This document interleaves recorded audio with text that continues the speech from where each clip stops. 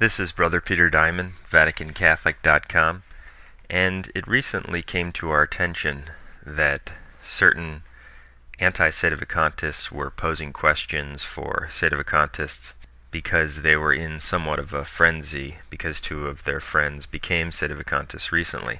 And I might spend some time answering some of those questions in detail. We have addressed all of those questions on our website and in the Answers to Objections section and in our book. But I want to pose a few questions for the Anti-Sedisvakantists, and I'd like them to address a few things which, frankly, they usually ignore. My first question to them is, can a Catholic esteem false religions? And do the Vatican II anti-popes, whom you would call popes, esteem false religions? Okay, can a Catholic do that? And do they do that? Religions which reject Jesus Christ and a host of Catholic dogmas. Religions such as Islam, which the Church has declared, Pope Eugene IV, Pope Calixtus III, declared that Islam is an abomination and diabolical. Can one be a Catholic and esteem religions which the Church has declared to be diabolical and abominable? My next question is, are anti-Catholic Protestants heretics? And this is an important question because I had a debate, and it's quite a revealing debate. We encourage people to listen to it. And in the debate, it was shown that he doesn't even believe that anti-Catholic Protestants are heretics. That's the logical conclusion of his completely false and un-Catholic teaching on when someone becomes a heretic and when someone can be considered a heretic. If you cannot consider someone a heretic unless he's been declared a heretic, as they falsely teach, and this contradicts Pope Leo XIII's Satis Cognitum and a host of other Catholic teachings which were covered in the debate and are covered in our material. But if that's your position, do you agree that anti-Catholic Protestants are not even heretics? People who spend their lives studying Catholic teaching to attack it. For example, James White, is he a heretic? And if he is, by what authority do you say he's a heretic? Now, and if you claim that James White and people like him are heretics because they don't even claim to be Catholic, okay, what about Ted Kennedy, who recently passed away? Was he a heretic? And if he was, the pro-abortion, pro-gay, quote, marriage politician, if he was a heretic, by what authority do you say that he was a heretic? And if he's not a heretic, how can a Catholic who must reject abortion be in a communion of faith with someone who is obstinately pro-abortion? It's a dogma that all in the Church have the same faith. How does that not make a mockery out of the dogma that the Church is one in faith, that all in the Church have one faith, that there is an external unity of faith? And we could extend the same question to countless individuals who claim to be Catholic but reject Catholic teaching on a host of issues, the Eucharistic presence, salvation outside the Church, etc. And so, was Ted Kennedy a heretic? Likewise, is Joe Biden a heretic? Yes or no? And by what authority do you say he is, if he is a heretic in your view? How do you make that judgment? My next question is, can one be a Catholic if one holds that the Eastern so-called Orthodox bishops who reject Vatican I, the papacy and papal infallibility, are in the Church of Christ? Can one be a Catholic if one regards them as in the Church of Christ? If the answer is no, how do you regard Benedict XVI as Catholic? Because he says they're in the Church of Christ over and over again and praises them constantly, almost weekly or bi-weekly. If you say yes, that they are in the Church, and you agree with Anti-Pope Benedict XVI, how then is the papacy a binding article of faith? Because Vatican I said that no one can deviate from this truth, the truth of the papacy defined by Vatican I, and keep his faith and salvation. And it's also a dogma that you must have the faith to be in the Church. So if they're in the Church, then you would have to agree the papacy is not really a binding article of faith. It's not something you have to accept to be in the Church. It's something you can reject, like the Orthodox, and remain in the Church. Explain your views. And don't say that they're partially in the Church, because that means that they're in. And therefore you'd have to say that one can reject the papacy and be in the Church, and therefore the conclusion will be that the papacy is not a binding article of faith to be in the Church, or even as Benedict XVI calls them, pastors in the Church of Christ. The next question is, does the Catholic Church teach that non-Catholics may lawfully receive Holy Communion? Yes or no?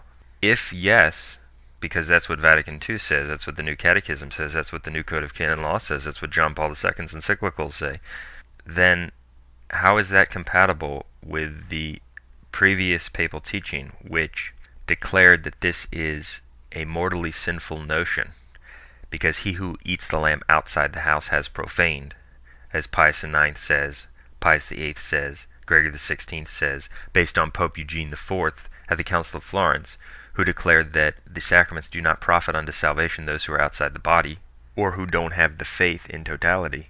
How can a real pope promulgate something that the Church has condemned authoritatively?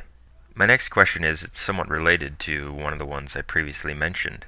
Does Benedict XVI believe that Protestants and the Eastern Orthodox must accept Vatican I under pain of heresy and schism, and separation from the Church?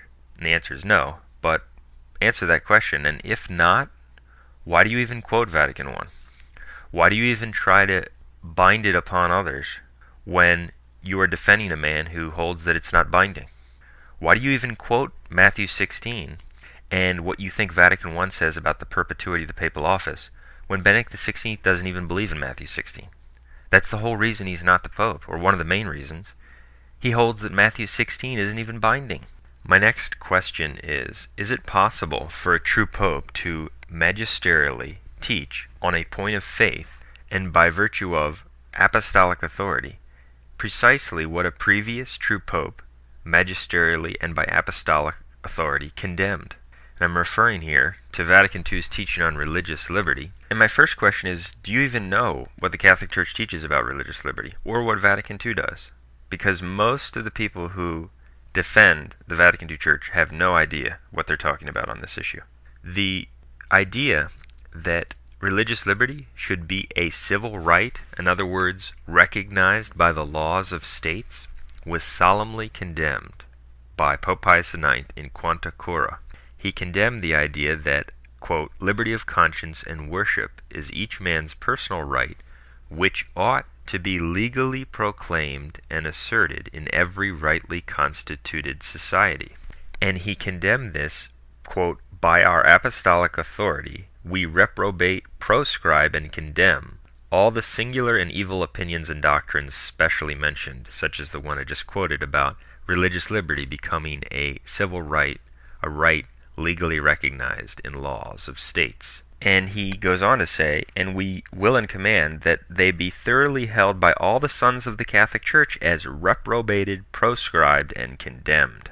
End quote. This idea, the civil right to religious liberty, was also condemned in the Syllabus of Errors by Pope Pius IX, number 77, the error that it is no longer expedient that the Catholic religion should be the only religion of the state to the exclusion of all other cults whatsoever condemned. Well, Vatican II directly contradicts this. In Dignitatis Humanae number 2, it says, this right of the human person to religious freedom should have such recognition in the regulation of society as to become a civil right. Exactly the opposite of what Pius IX infallibly taught. And his statement was infallible. It was a point of faith. He reprobated, proscribed, and condemned by apostolic authority the notion. And this is such a blatant contradiction that Benedict XVI, your own anti-pope, admits it. In his book Principles of Catholic Theology, he admits in about 3 different ways that Vatican II's teaching on religious liberty was a, quote, counter-syllabus, referring to the Syllabus of Errors and how it condemned exactly what Vatican II taught. He also says that there can be no return to the syllabus. And if that weren't enough to prove that the two are blatantly contradictory, the laws in Catholic Spain, for example, were changed after Vatican II. Before Vatican II, the only ceremonies and other open manifestations of religion were Catholic. Those were the only ones that were allowed.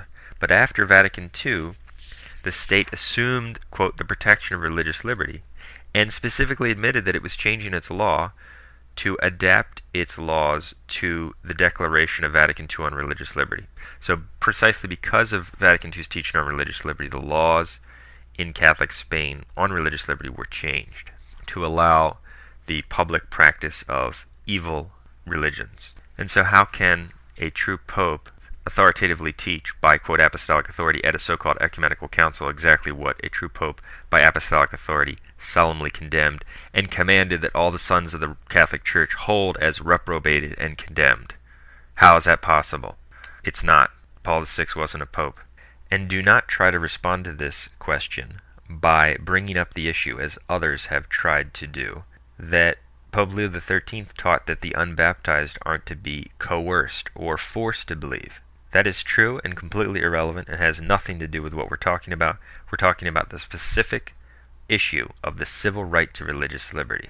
And so when you answer these questions, specifically on whether one can reject the papacy and be in the church, and therefore whether it's a binding article of faith, who you consider to be heretics, how you consider them heretics, are anti-Catholic Protestants heretics, was Ted Kennedy a heretic, can one be a Catholic and esteem religions which the church teaches are abominable and diabolical?